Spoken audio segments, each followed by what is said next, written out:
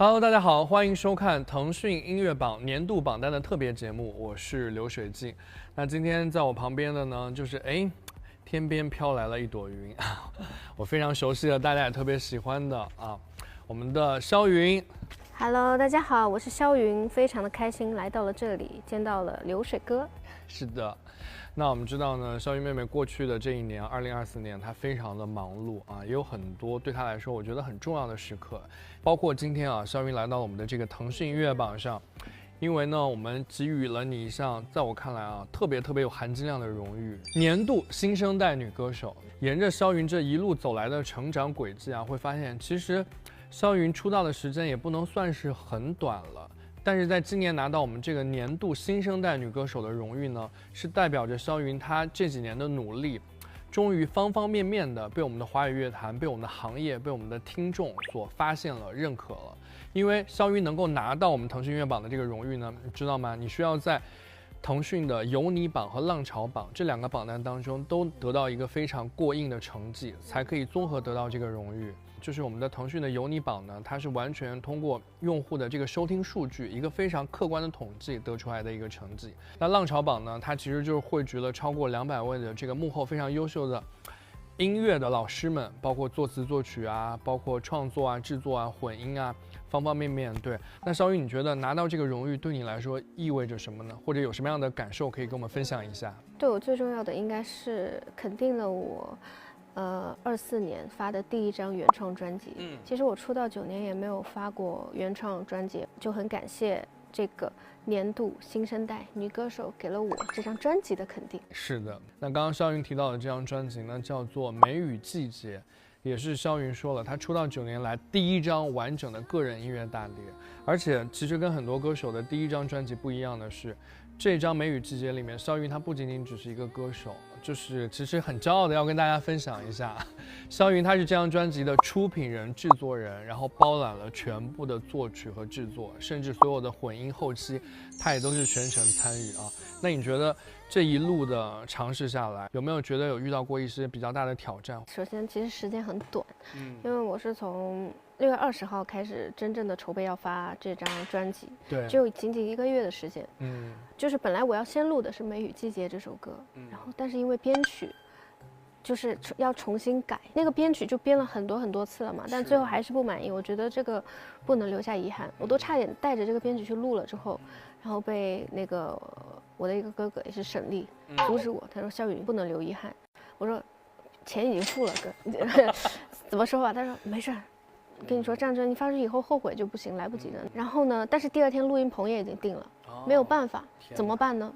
我连夜把盲选的编曲编完，我自己编的，然后第2天去录盲选。我觉得这个是我从来没有遇到过的挑战。听起来就觉得哇，太10万火急了！你把自己的潜能也激发出来了，真的是激发出我的潜能。我是没有想到，我觉得我能去做编曲的这个身份的，也是盲选这首歌让我看到了我完全就是能自己独立完成。因为之前都是会跟老师有一些合作嘛，在编曲上跟他去有些交通，老师交流。我编完了盲选之后，我发现我能编曲了，那怎么办呢？再编一首。其实这就是肖云在细节当中加注了很多的心血，其实都被大家感受到了。哇，刚刚听肖云表达的时候，我有一个念头，就是不要轻易的和制作人黄肖云开始去聊制作方面的细节，因为他真的会给你很多他的表达、他的想法。但是也是这样生动的细节，让我们看到肖云他作为创作人和制作人他所有的工作都是实实在在的。大家常常目光是聚焦在台前的那个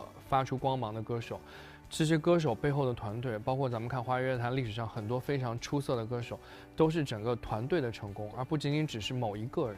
对，那我觉得通过做这张专辑呢，肖云肯定也是得到了很好的成长跟收获。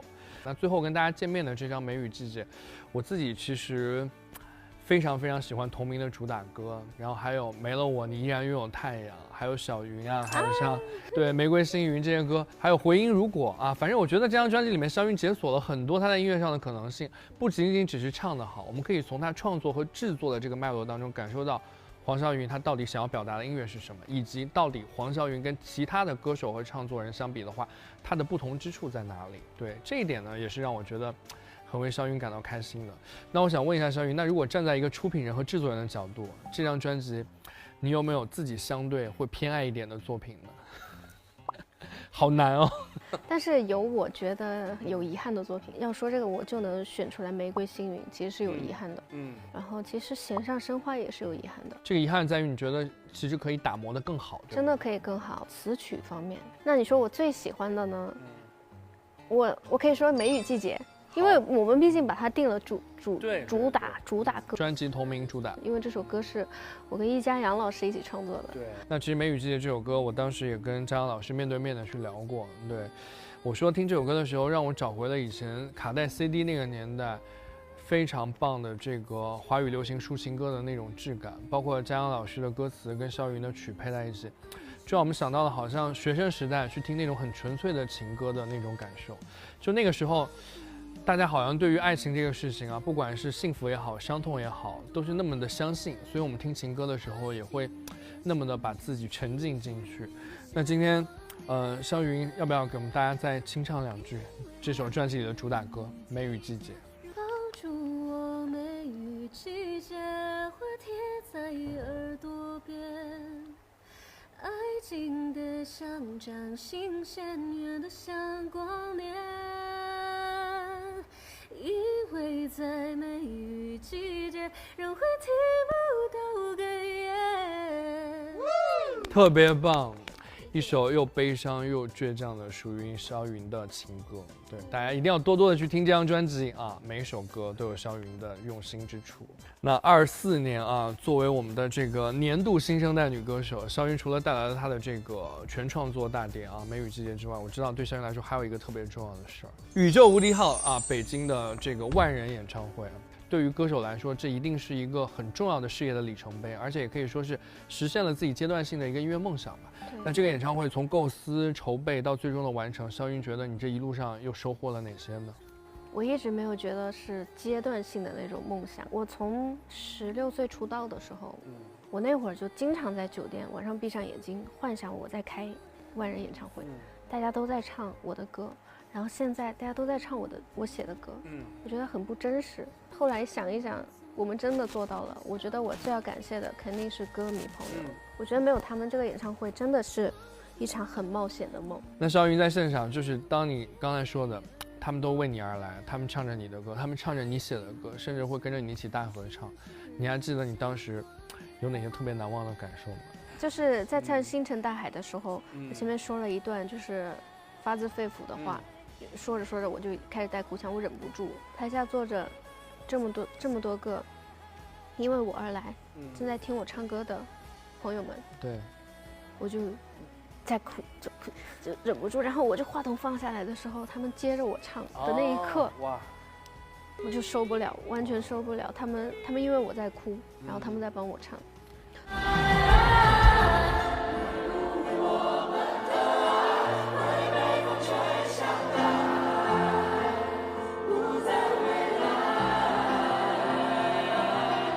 他们在想尽一切办法让我开心。对，这就是歌者和听者之间的双向奔赴。那我们2025年宇宙无敌号是不是一定会开向更多的地方？我本来是确实没有自信，但是开完了北京这2场之后，我觉得有信心了，是他们给了我信心。跟肖云认识很久啊，其实不仅仅是看着他一路的成长，包括像24年的时候呢，我跟肖云也合作了一首单曲叫做《花说》。肖云会把很多不同的曲风都唱得很好。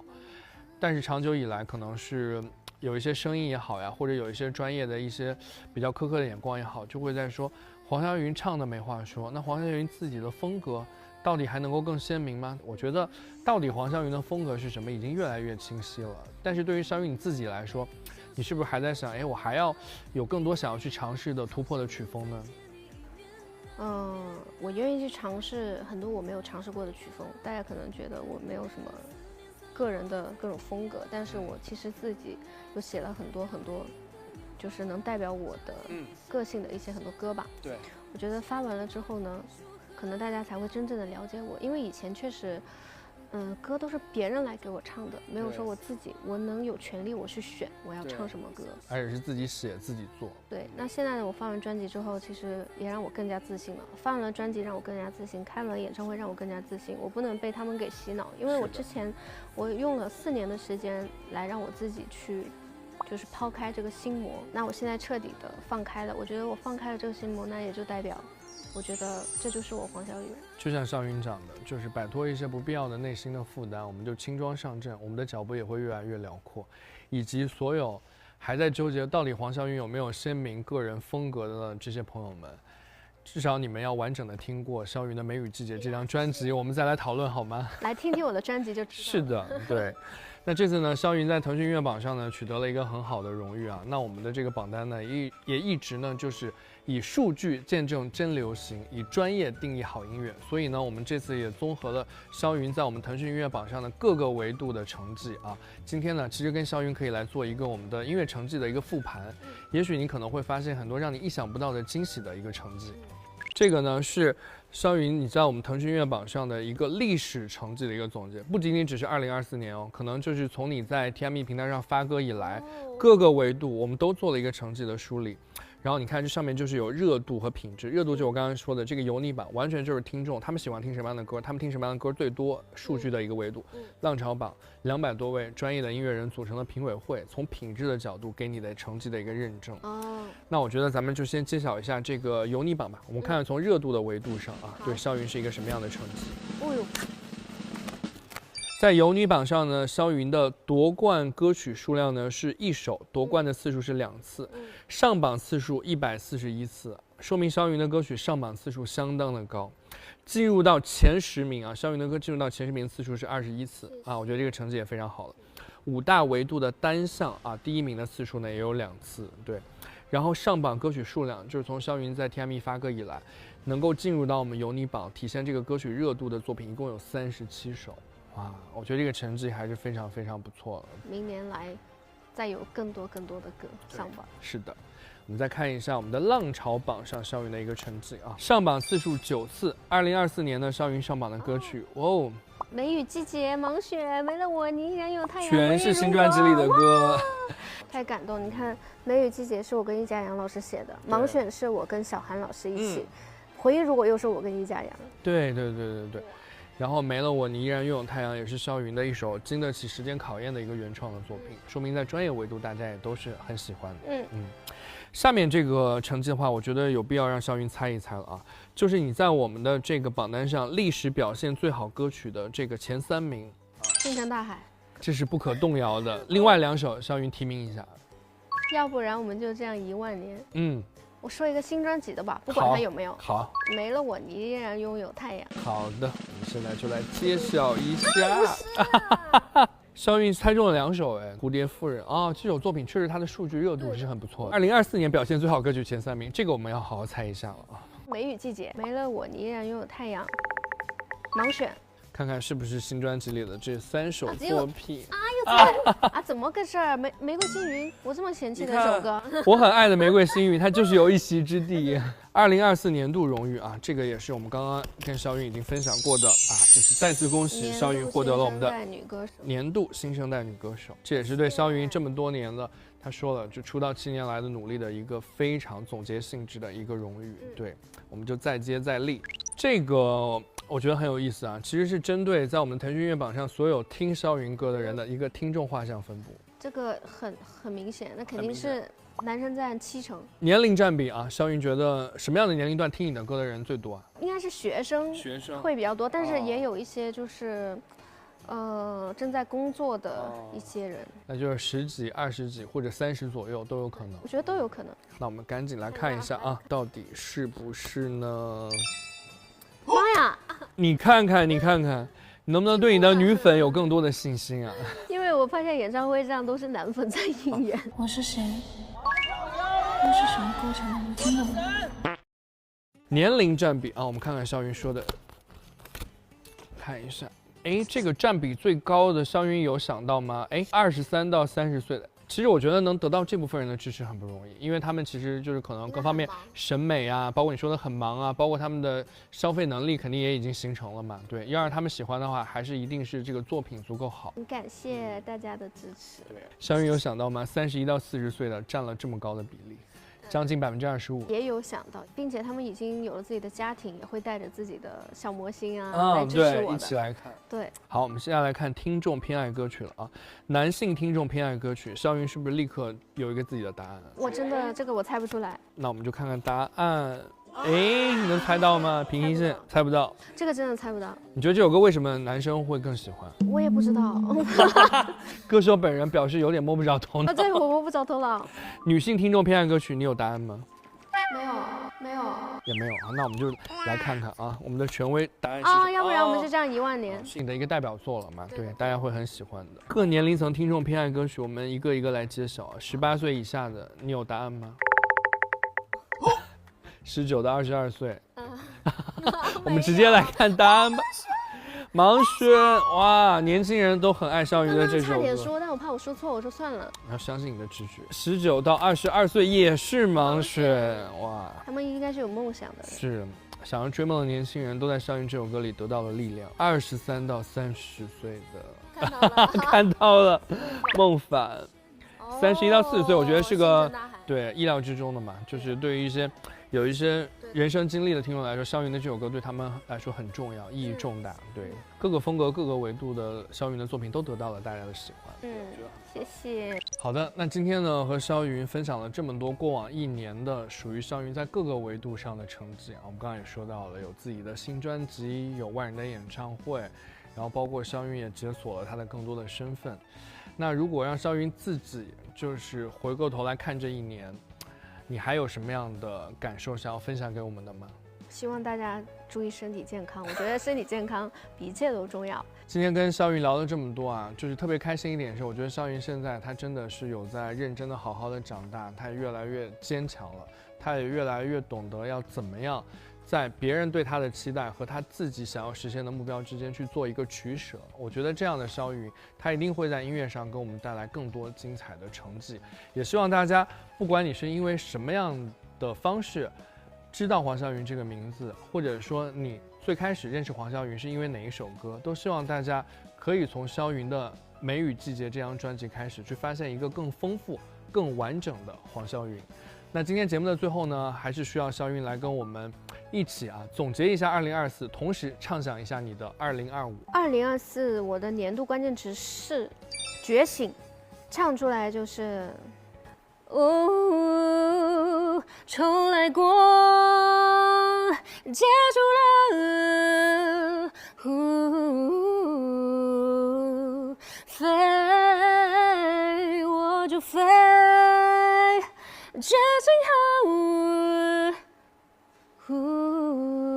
，2025年我的目标关键词是挥洒，是盲选的歌词。希望我的魔星们和我一起奔赴星辰大海，上好年华就尽情的挥洒自己。